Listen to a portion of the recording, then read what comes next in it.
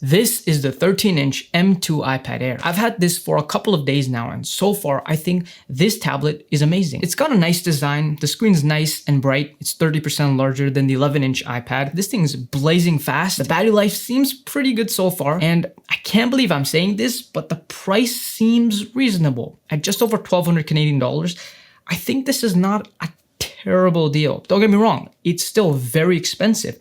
$1,200 is a lot of money. But considering what you are getting here, it's not that bad. And Apple also wants you to believe that this is the best iPad Air and this is the one you should be buying.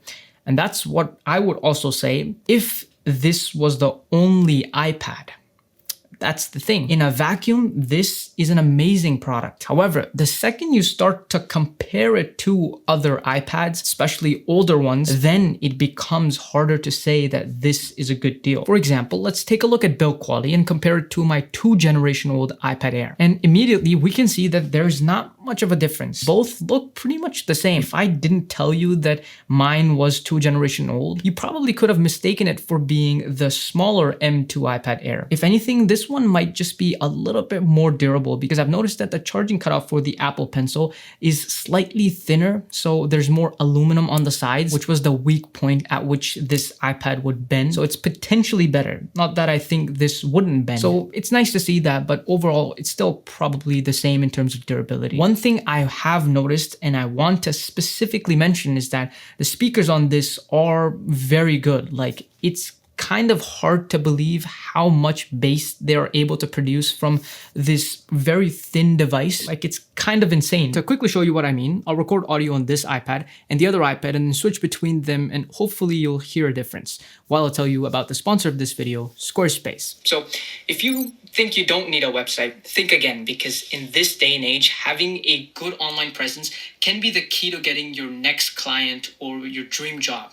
And Squarespace makes it incredibly easy for you to do that. For example, they have pre-built templates to get started in literally minutes, and then you can drag and drop things and be done in a couple of hours. I have done this myself, so I know what I'm talking about. But then you can use their built-in SEO tools to reach your target audience. And then once you have an audience, you can run email marketing campaigns. You can start a complete online store and sell digital or physical products. And you can do so much more, including being able to access all kinds of analytics about your site, all within Squarespace. There's a reason why they call it the all-in-one platform. But hey, don't take my word for it. Visit squarespace.com/Spixel and start your 14-day free trial. And if you like it, you'll get 10% off your first purchase. The link's below. And also, one of the pros of this 13-inch size is that it makes a great entertainment tablet. It's actually very fun to watch movies and stuff on this, so the content consumption experience is good on this iPad, no doubt. But while watching something on this iPad, it almost feels like more of the sound is coming from the back, so I almost want to hold it like this, which sounds better, but it's just weird. But speaking of watching things, the screen is also pretty good. It's not a 120 hertz screen, it's 60 hertz, but I think for majority of people, that's still good enough. Now, technically, the screen gets brighter. It goes all the way up to 600 nits versus 500 on my iPad. So this is nice, but it's such a small difference that it will go unnoticed in most cases and won't actually make a huge difference. But the 11-inch M2 iPad Air screen is just as bright as this iPad, so just know that. Now, when it comes to performance, this is where arguably the biggest difference is, because this new M2 iPad Air has the M2 chip, a laptop grade chip, while the older iPad Air 4th generation has the A14 Bionic. So there is a huge difference over here. And I think this is enough difference to be noticeable, especially when it comes to intensive tasks like gaming or video editing on the iPad. And things like Photoshop and Lightroom will just overall run a little bit more smoother on this iPad. And for example, in Procreate, you can have more than double the amount of layers. You can also connect an external monitor to this and actually use it like an external monitor rather than just mirroring your iPad screen.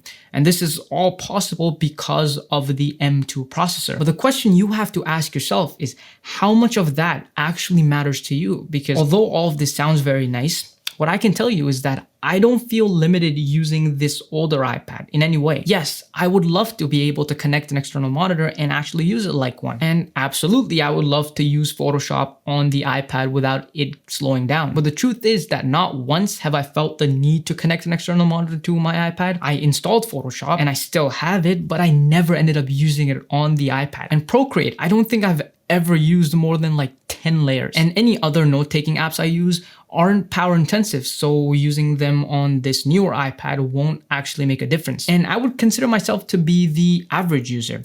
And that's why I think for most people, this might be a little bit overpowered. Now, that's not a bad thing when it comes to longevity. It just future-proofs you a little bit. But to be honest, most people don't keep their devices for longer than 3 to 4 years. So that longevity you actually pay for right now, you never really end up using. But that also doesn't mean you shouldn't buy this, because maybe you're not like me. You do actually edit on your iPad and you edit photos, you use Procreate, or maybe you are a gamer. Then of course you are going to benefit from that extra power. But I think that makes you a special user. It's unlike most people. Now, when it comes to battery life, I can't say much about it just yet because, again, I've only had this for a couple of days, but so far it does seem significantly better than my older iPad. But mine is also 2 generations old, so perhaps it's not as big of a difference compared to the 5th generation iPad Air. But generally speaking, the plus size devices from Apple tend to have better battery life, and that seems to be the case here as well so far, which is a good thing. It makes this even better for entertainment and watching movies and stuff like that. So overall, this is a good product, and I actually really like this iPad. That's something I want to make clear. However, comparing it to other iPads, older ones especially, the price difference really starts to make these more appealing. If you think about it, most people won't just buy the iPad. They will probably at least buy the Apple Pencil and maybe the Magic Keyboard as well. And with those, the price really starts to add up quick. But you can get all of those things for less than the price of just this iPad if you decide to buy an older iPad. Now, as I mentioned, there are some downsides for going with this. However, the benefits you get for this, in my opinion, don't justify paying that much extra. We're talking a difference of over $700 for just the iPads. So that's what I think most people should be doing. Should be buying older iPads that are still pretty good for majority of the people, and ignore these for now. Now, if you're also planning to upgrade your phone this year, you should definitely watch this video next, because I think this is still one of the best value phones you can buy. So I guess I'll see you there.